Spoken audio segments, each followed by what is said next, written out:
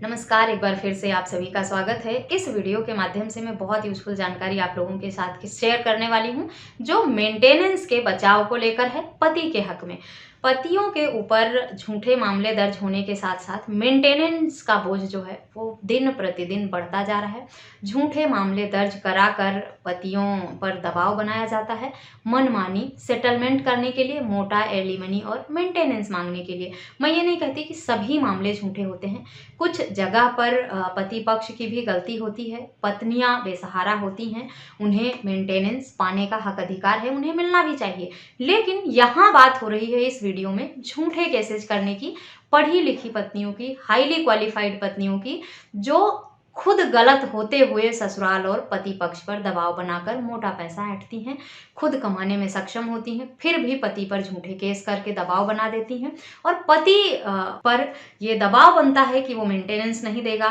तो उसको जेल होगी। कई अन्य गंभीर आरोप लगाकर मामले दर्ज करा दिए जाते हैं। परिवार के अन्य सदस्य जो हैं, यहाँ तक कि जेठ, देवर, ससुर जो भी हैं, उन लोगों पर भी ये इस तरह के गंभीर आरोप लगाए जाते हैं कि उन्होंने उनके साथ छेड़छाड़ किया, उन्हें अटेम्प्ट टू रेप किया या उनकी लज्जा भंग करने की कोशिश की। इस सब तरह के आरोप लड़की द्वारा लगाए जाते हैं, सिर्फ इसलिए कि पति पक्ष पर दबाव बने और वो आसानी से मेंटेनेंस या एलिमनी दे दे या तलाक दे दे। ऐसा कब होता है? जब पत्नी खुद गलत होती है, लड़की खुद गलत होती है और वो पति से अलग रहना चाहती है, लेकिन वो सोचती है कि इससे पहले कि ससुराल वाले मुझ पर आरोप लगाएं, तलाक मांग लें, मुझे गलत साबित करें, क्यों ना मैं ही झूठे केस करके इन लोगों को फंसा देती हूँ और अच्छा खासा मेंटेनेंस लेती हूँ अलग रह के। तो अगर आपके ऊपर भी झूठा केस किया गया है, झूठे मामले दर्ज कराए गए हैं, मेंटेनेंस की मांग की गई है तो और गलत तरीके से दबाव बनाकर मेंटेनेंस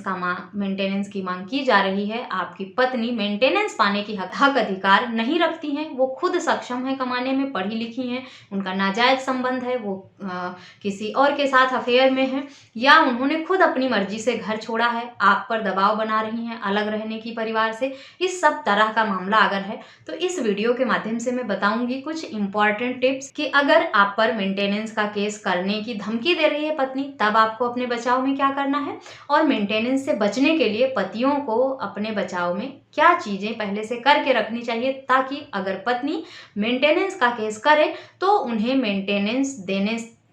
से राहत मिल जाए, बचाव हो उनका। या अगर मेंटेनेंस का आदेश हो भी गया है तो उसे रद्द कैसे कराएं, कम कैसे कराएं। तो पूरी जानकारी पाने के लिए इस वीडियो को अंत तक जरूर देखें। अगर मेरे चैनल पर नए हैं, अब तक सब्सक्राइब नहीं किया है तो प्लीज सब्सक्राइब करके बेल आइकन को जरूर प्रेस करें, ताकि इस तरह की और भी इंफॉर्मेटिव वीडियोज आपको मिलती रहें। सबसे पहले तो पति लोग ये ध्यान रखें कि अपने नाम पर कोई संपत्ति ना ही रखें। परिवार में माँ बाप जीवित हैं तो कोई भी संपत्ति या प्रॉपर्टी खरीदें तो अपने माता पिता के नाम पर ही खरीदें, अपने नाम पर ना रखें। क्योंकि अगर मेंटेनेंस का आदेश होता है और आप उस टाइम अपने आप को बेरोजगार साबित करते हैं कि नौकरी नहीं है वर्तमान में, तो आपकी अगर कोई संपत्ति है तो कोर्ट आदेश करता है कि आपके संपत्ति को बेचकर पत्नी को भरण पोषण और एलिमनी का अमाउंट दिया जाए। इसीलिए पति को इस बात का ध्यान रखना चाहिए कि वो अपने नाम पर कोई भी प्रॉपर्टी रखे ही ना, ताकि इस तरह की रिकवरी का विकल्प जो है वो खत्म हो जाए। हो सके तो अपने पार्टनर को अपनी पूरी चल अचल संपत्ति का ब्यौरा, सटीक जानकारी देने से बचें, क्योंकि शादी के शुरुआती दौर में आपको नहीं पता होता है कि आप किस परिवार से रिश्ता जोड़ रहे हैं, किस इंसान से रिश्ता जोड़ रहे हैं। अगर वो परिवार आपकी संपत्ति प्रॉपर्टी की लालच में आपके साथ रिश्ता बनाना चाहता है और उसका प्लान यह है कि वो आप शादी के बाद आपसे मोटा पैसा वसूलेगा एलिमनी और मेंटेनेंस के रूप में, तो ऐसे में अगर आप अपनी संपत्ति का, अपनी इनकम का, अपनी चल अचल प्रॉपर्टी जो भी है उसकी सारी जानकारी अपने पार्टनर के साथ शेयर करके रखेंगे तो आपकी मुश्किलें बढ़ जाएंगी और आप मेंटेनेंस और एलिमनी का आदेश होने पर अगर खुद अपने आप को बेरोजगार बेसहारा भी साबित करेंगे तो आपकी कमाई से जो संपत्ति खरीदी गई है उससे मेंटेनेंस की रिकवरी करने का आदेश कोर्ट बहुत आसानी से दे देगा और आप इसमें कुछ नहीं कर पाएंगे। कुछ साल रहने के बाद आपको अपने पार्टनर पर भरोसा हो जाता है, आपकी शादीशुदा लाइफ अच्छी चलने लगती है, तब बेशक आप अपने पार्टनर के नाम पे खरीदें, ज्वाइंट प्रॉपर्टी खरीद लें अपने और अपने पार्टनर के नाम पे, लेकिन शादी के शुरुआती दौर में आपको इन छोटी छोटी बातों का ध्यान रखना है कि अपनी कमजोरी खुद अपने पार्टनर के हाथ में बिल्कुल भी ना दें, क्योंकि अब शादी भी बिजनेस बनती जा रही है। अब शादी एक संस्कार नहीं रह गया है, शादी एक पवित्र रिश्ता नहीं रह गया है। अब लोगों ने इसको भी एक स्कैम का रूप दे दिया है और बहुत बड़े बड़े लेवल पर इस तरह के स्कैम करके लोगों के साथ ठगी हो रही है। दिन प्रतिदिन कोर्ट में इस तरह के मामलों की संख्या बढ़ती जा रही है। कई मामलों में निकलकर ऐसा आया है कि एक एक लड़की ने 10-10, 15-15 जगह शादियां की है। किसी व्यक्ति के पास 3 या 4 बेटियां हैं और उन्होंने इसे बिजनेस बना लिया है कि अपनी बेटी की शादी करें और इस तरह से उसको बिजनेस बनाकर कुछ महीने बाद तलाक लें और उनसे मोटा एलिमनी मेंटेनेंस वसूलें और फिर दूसरी शादी करें। कुछ इस तरह के स्कैम के भी खुलासे हुए हैं, आप लोगों ने भी शायद न्यूज़ में पढ़ा ही होगा। इसलिए शादी का फैसला भी अब बहुत सोच समझकर करना चाहिए और अच्छा परिवार, सभ्य परिवार देख कर ही शादी करने का फैसला करें। कमाई, इन हाईली क्वालिफाइड, ज़्यादा सुंदर दिखने वाली लड़की, इन सब बातों को साइड में रखें। सबसे पहले ये देखें कि परिवार कैसा है, उनकी सामाजिक प्रतिष्ठा कैसी है, उनके संस्कार कैसे हैं, वो लोग रहते कैसे हैं। इन सब बातों को अब आपको पहले रखना होगा, बाकी चीज़ें जो हैं वो सेकेंडरी हो जाती हैं। प्राइमरी में जो है वो परिवार, संस्कार, एजुकेशन और व्यवहार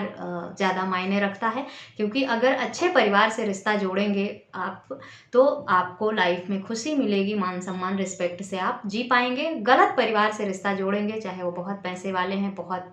hi fi life standard maintain करते हैं, लेकिन आपकी सुकून शांति खत्म हो जाएगी। ये लड़का और लड़की दोनों के लिए है। ये तो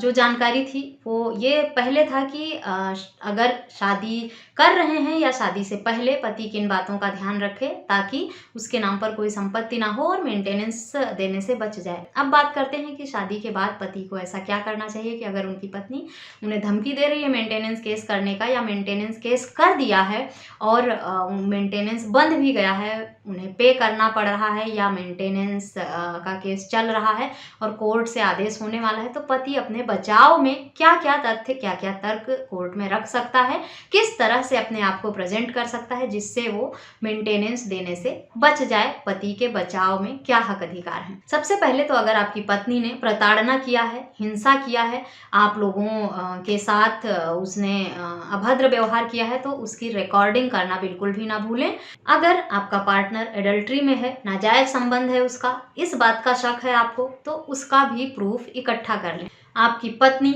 ने अगर ये तर्क कोर्ट में दिया है कि वो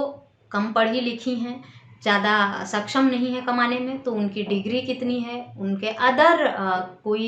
स्किल के कोर्सेज हैं, जैसे कंप्यूटर कोर्स किया है, ब्यूटिशियन का कोर्स किया है, फैशन डिज़ाइनिंग किया है। आजकल लड़कियों के पास बहुत सारे ऑप्शन और फील्ड हैं काम करने के। तो अगर एजुकेशन के साथ साथ कुछ इस तरह का प्रोफेशनल डिग्री या डिप्लोमा आपकी पत्नी के पास है तो वो कमाने में सक्षम है और ऐसी पत्नी मेंटेनेंस नहीं ले सकती है। इस सब तरह के सबूत आप इकट्ठा करके रखें। अगर आपके पास हैं तो बहुत अच्छी बात है, नहीं तो शादी से पहले या शादी के बाद आप उनसे ये जरूर पता कर लें बातों बातों में कि उन्होंने कहाँ से पढ़ाई की है, उनके पास कितनी डिग्री डिप्लोमा है और शादी से पहले उन्होंने कभी जॉब किया है या नहीं किया है तो कहाँ किया है। इस सब चीज़ों की जानकारी रखना जरूरी है आपके लिए, ताकि जब वो मेंटेनेंस क्लेम करें तो आप सबूत देकर ये साबित कर सकें कि वो कितनी पढ़ी लिखी है, पहले कमाती थी, अभी भी कमा सकती है, या उसके पास क्या डिग्री डिप्लोमा है जिससे ये साबित हो सके कि वो कमाने में सक्षम है और आप मेंटेनेंस देने से बच जाएं। झूठे आरोप लगाकर मामले अगर दर्ज कराए हैं तो उसे भी आप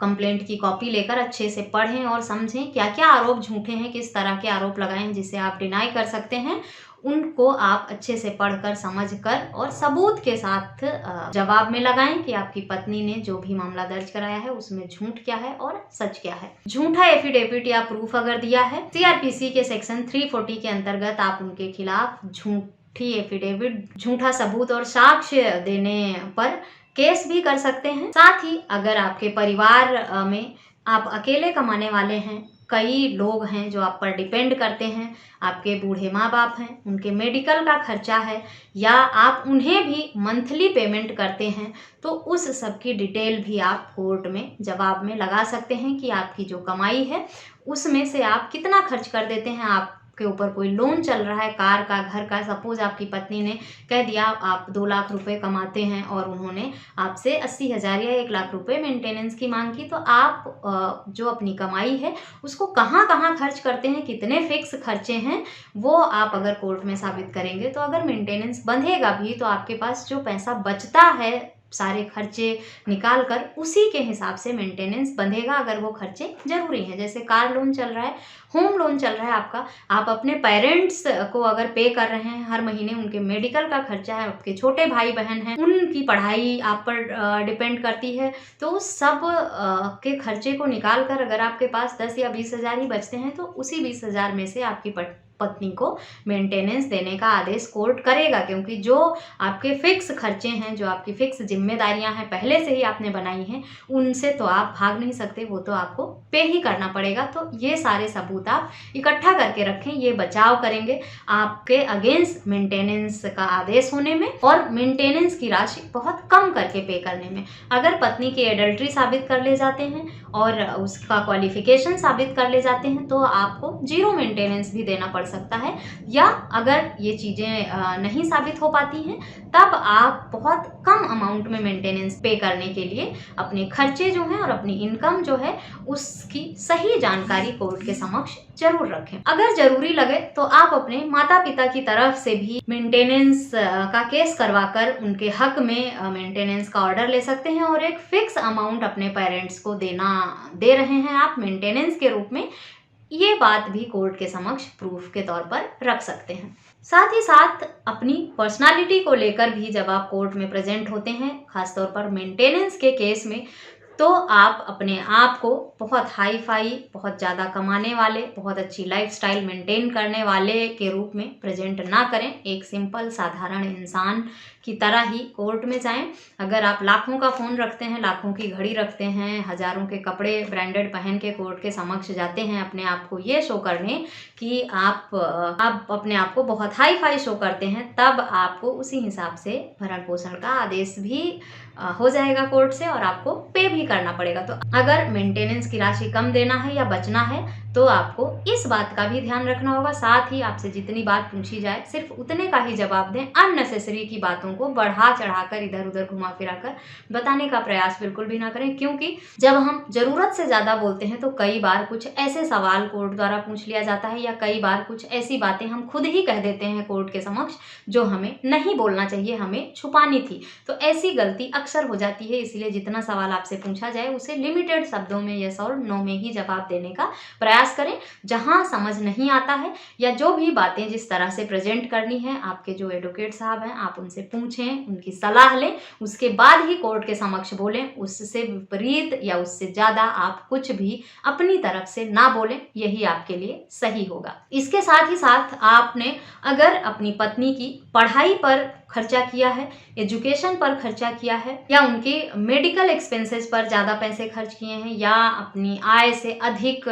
उनको गिफ्ट दिए हैं आपने, उन्हें घुमाने फिराने पे खर्च किया है, तो इन सब बातों को भी आप कोर्ट के समक्ष रख सकते हैं सबूत के तौर पर, जिससे आप ये साबित कर पाएंगे आपका योगदान आपकी पत्नी को योग्य बनाने में या उन्हें एक अच्छी लाइफ देने में कितना रहा है। तो ये हैं कुछ इंपॉर्टेंट टिप्स जिसको ध्यान में रखकर आप मेंटेनेंस केस में अपना बचाव कर सकते हैं, राहत पा सकते हैं, मेंटेनेंस कम करा सकते हैं या मेंटेनेंस देने से बच सकते हैं। इसके बाद भी अगर आपने इन बातों का ध्यान रखा है, फिर भी मेंटेनेंस का आदेश हो गया है या आपके केस में आदेश हो चुका है, ये स्टेज ही निकल चुका है कि आप अपना बचाव कर सकें, तब भी आपको परेशान होने की ज़रूरत नहीं है। आपके पास विकल्प रहता है अपील में जाने का। अगर आपको लोअर कोर्ट से आदेश होता है तो आप हाई कोर्ट में अपील जा सकते हैं। हाई कोर्ट से भी बात ना बने तो आप सुप्रीम कोर्ट में अपील में जा सकते हैं अपने खिलाफ हुए फैसले में बदलाव के लिए, रद्द करने के लिए, कम कराने के लिए। ये आपके पास विकल्प रहता है। आदेश हो जाने के बाद भी आपका आदेश होते ही आपको मेंटेनेंस देना है ऐसा जरूरी नहीं है। आपका मेंटेनेंस का आदेश अगर आपको गलत लगे तो आप उस पे अपील में जाएं अपर न्यायालय में और स्टे लगाएं उस पे और अपना पक्ष कोर्ट में रखें ताकि उस फैसले को बदला जा सके और आपके हक में पुनर्विचार करके फिर से फैसला हो सके। कुछ लोगों का कमेंट आता है कि हाई कोर्ट और सुप्रीम कोर्ट तक जाने की औकात सबकी नहीं होती है, हैसियत हर इंसान की नहीं होती है, क्योंकि वहाँ के लॉयर्स जो हैं वो बहुत महंगे हैं। हर किसी के बस की बात नहीं है इतना पैसा अफोर्ड कर पाना। आपकी बात सही है, समझ सकते हैं, लेकिन या तो आप लॉयर की फ़ीस अफोर्ड करके इस मेंटेनेंस की प्रॉब्लम से हमेशा के लिए छुटकारा पा लें, या आप मेंटेनेंस हर महीने पे करें या एक मोटी एलिमनी का अमाउंट पे करें। अगर आप लॉयर की फ़ी अफोर्ड नहीं करेंगे तो आपको मोटा मेंटेनेंस और एलिमनी तो पे करने का आदेश कोर्ट दे ही देगा। तो अपने बचाव में प्रयास तो आपको ही करना है। ये तो सिर्फ एक बहाना हुआ, बिना प्रयास के जीवन में कुछ भी हासिल नहीं होता। अगर आप पर कोई झूठा आरोप लगता है, आप गुनहगार साबित होते हैं, तो अपने बचाव में आपको ही प्रयास करने होते हैं, कोई और बचाने आपको नहीं आता है। एफर्ट आपको ही करना है, तभी आपके हक में फैसला हो पाएगा। आशा करती हूँ ये जानकारी मेंटेनेंस के ऊपर जो आपको इस वीडियो के माध्यम से दी है वो आपके लिए यूजफुल होगी। वीडियो यूजफुल लगी तो अन्य लोगों के साथ शेयर करना बिल्कुल भी ना भूलें। इस तरह के किसी अन्य टॉपिक पर सवाल हैं तो मुझे ईमेल, व्हाट्सएप या कमेंट करके जरूर बताएं। मुझसे संपर्क के सभी माध्यम आपको वीडियो के डिस्क्रिप्शन बॉक्स में मिलेंगे। इस वीडियो में बस इतना ही, मिलते हैं नेक्स्ट वीडियो में। तब तक के लिए थैंक यू एंड बाय।